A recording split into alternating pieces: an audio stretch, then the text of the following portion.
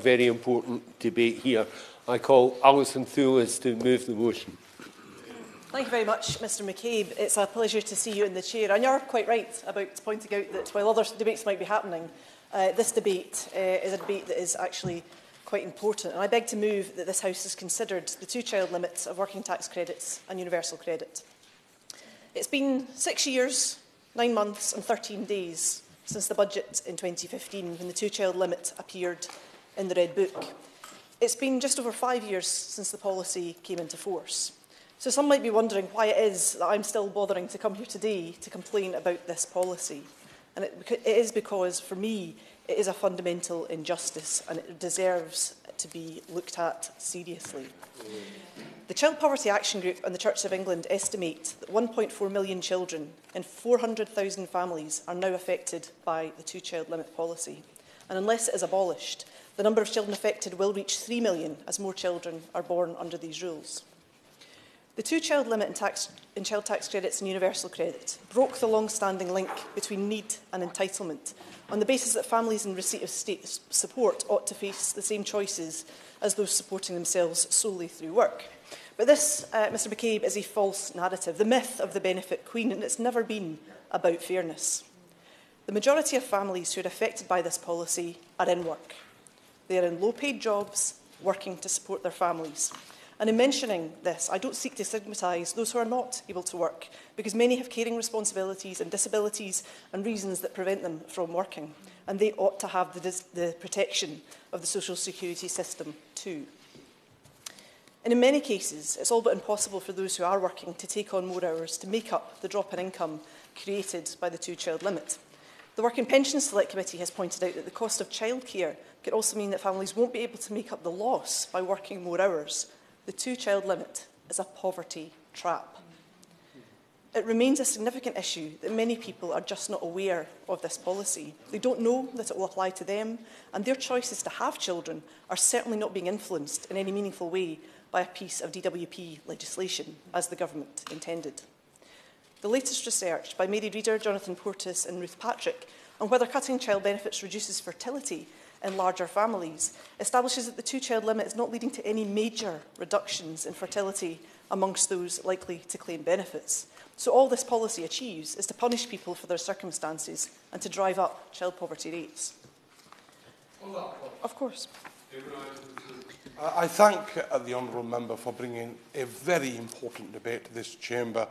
And on the point of poverty, the reality is that this government's ideological, intentional austerity agenda over a decade long has led to the biggest cost of living crisis in our generation and rampant poverty on our streets.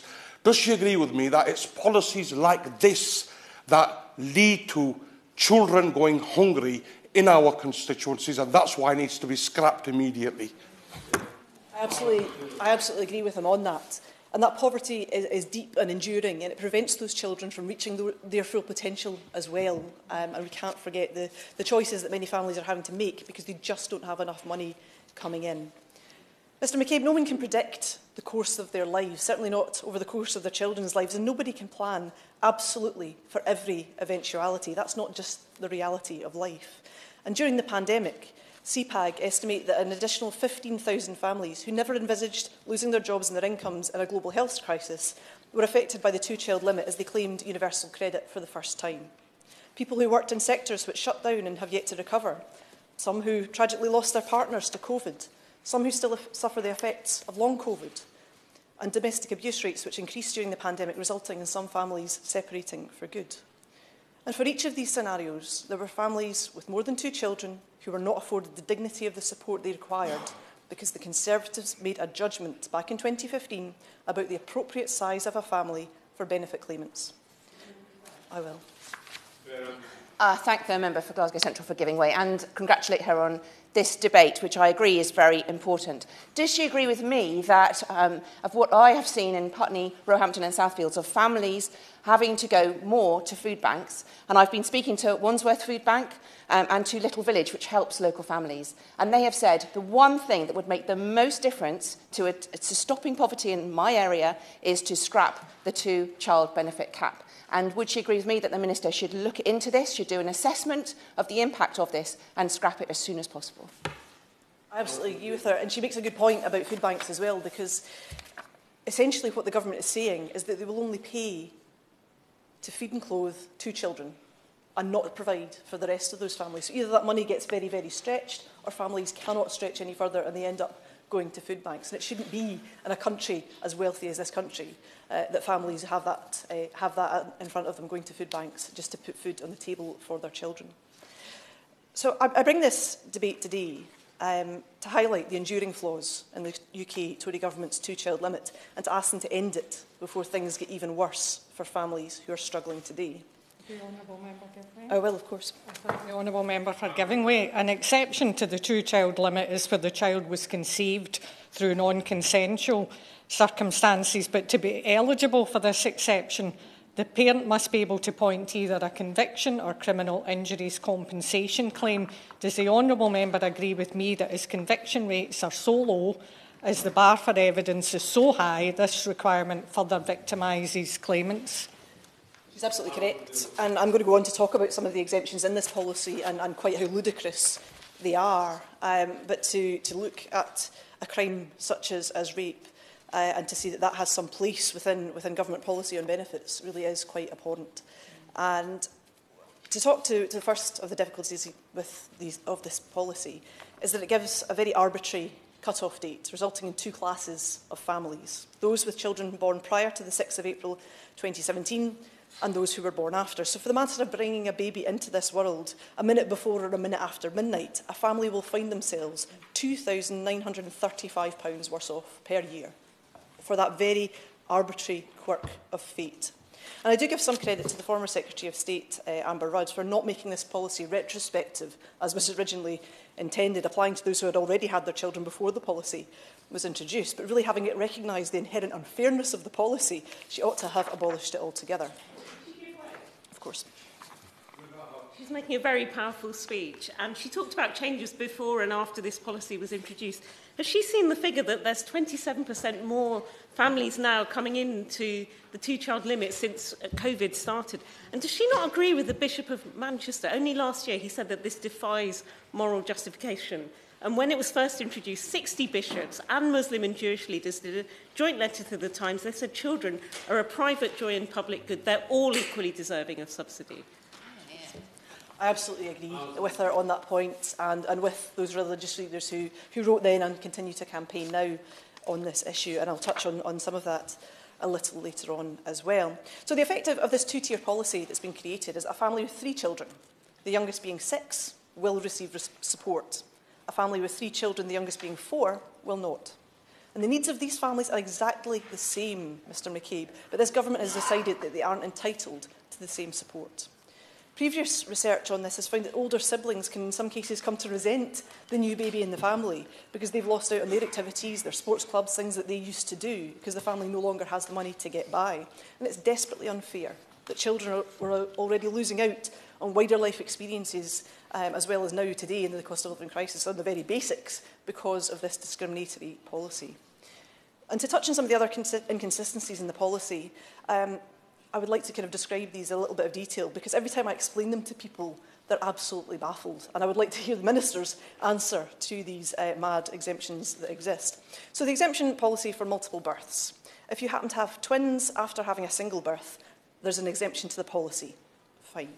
If you have twins first, then go on to have another baby, you're not entitled to support, presumably because you should have known better. 3 children in each scenario, but different support. The rape clause exemption, as my honourable friend mentioned, is even more pernicious. This, of course, is the exemption where a woman has to fill in a form and have her traumatic experience verified by an official to say that her 3rd child was conceived through rape or in a coercive relationship. This form exists. It has to be signed off by a professional to verify that you have had your child in that circumstance. But it could only be claimed if the person isn't living with the parent of that child. And we know that forcing a woman to leave a relationship can put her and her children in danger, but this reality doesn't appear to trouble the DWP. And 1,330 women claimed under this exemption in 2021. The really perverse part of this pernicious and stigmatising policy is that only applies, of course, to a third and subsequent child. If your first child was conceived as the result of rape and you went on to have 2 more children, well, that's just unlucky for you, as far as the DWP are concerned. The exemptions around adoption are perverse. There's no additional support for an adopted child if they're adopted from abroad, or if you and your partner were their parent or step-parent immediately before they adopted them. So why on earth would this government want to disincentivise adoption? The exemption for kinship carers, who were losing out in support for their own children because they had been so good as to care for others, was only granted after it was taken to court. It shouldn't have to take legal action for this government to recognise and fix their mistakes, but this is a pattern that we know the DWP repeats again and again. The effect of this policy, Chair, was well documented and well assessed, and I pay tribute to the Child Poverty Action Group, the Church of England and other faith groups, including Interlink, who represent the Orthodox Jewish community. Because there is a discrimination, as my honourable friend mentioned earlier, at the heart of this policy affecting people of faith. It sticks in my craw to see Easter greetings from members of this place, the Holy Willies of this place, when their faith does not extend to supporting children, instead actively pushing them into poverty by the policies they advocate.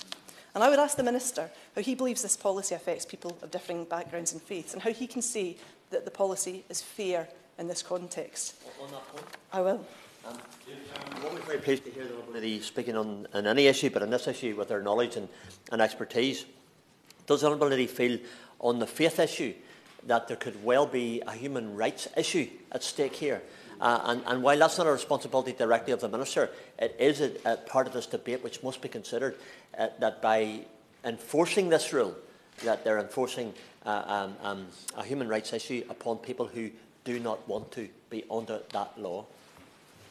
He's absolutely correct, and he's quite right to point this out. And there were particular issues as well in this policy for Northern Ireland and for women in Northern Ireland in terms of the rape clause and in terms of issues of abortion, because when this policy was brought in, and Northern Ireland particularly was an afterthought to this government in the implementation of this policy, just as faith groups have been an afterthought in this policy as well.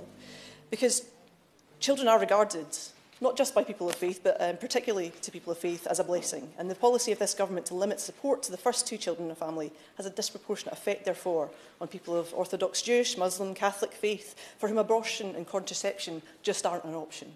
This will affect them disproportionately. We already know that it is forcing some of those families into significant poverty. And even for those who do actively choose contraception, we all know that this is not infallible. CPAG I've quoted in one of their reports this parent who said, "I got pregnant despite having an implant, and when I found out it was too late for an abortion, I'm struggling then as I had to give up my work." Mr McCabe, I very much support a woman's right to choose, but it should not be the case that a government welfare policy is forcing people into abortions. The British Pregnancy Advisory Service have carried out research on this of their own, and have found that for women who were aware of the policy, it was a factor in their decision-making. BPAS have said, "We warned the government that the 2-child limit is forcing some women to end what would otherwise be wanted pregnancies. Since 2016, the number of abortions performed to women with 2 or more existing children has risen by 24%, compared with an increase of 11% performed to women with 1 existing child." So I would like to know from the Minister to comment on this specifically, on how he is monitoring the impact of this policy on women's decisions, and why he considers this to be an appropriate part of social security policy. Chair, we are in a cost of living crisis, and the impact on larger families of this crisis is particularly acute. Energy and food prices are soaring, and this government did little at the spring statement to hand out a lifeline to people that are struggling right now.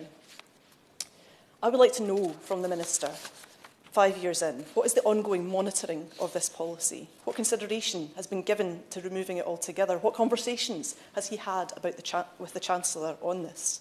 And when the modelling is so clear, I almost wish we were in one of these American Senate hearings where you could show the graph, because it is absolutely crystal clear. The modelling is on the impact of child poverty. Why is this government continuing to pursue a policy that they know has failed in its objectives, dystopian as they are, and it is simply causing more hardship in every passing year? Almost half of all children living in families with more than 2 children are in poverty. Almost half. And this government must know this, and I want to know why they are refusing to act. The Scottish Government has done its best to support families with the Scottish child payment, which we brought in and we are increasing, on which there is no two-child limit, and the social security powers that we have. But with 85% of social security powers still held in this place, this government bears a responsibility to do what it can. Because in the face of the UK government cutting giant holes in the safety net, tackling poverty and making Scotland the best place in the world to grow up is a challenge. Our devolved powers only go so far. We need all the powers of a normal nation to ensure that we can support all of our people and value every child, not just the first two.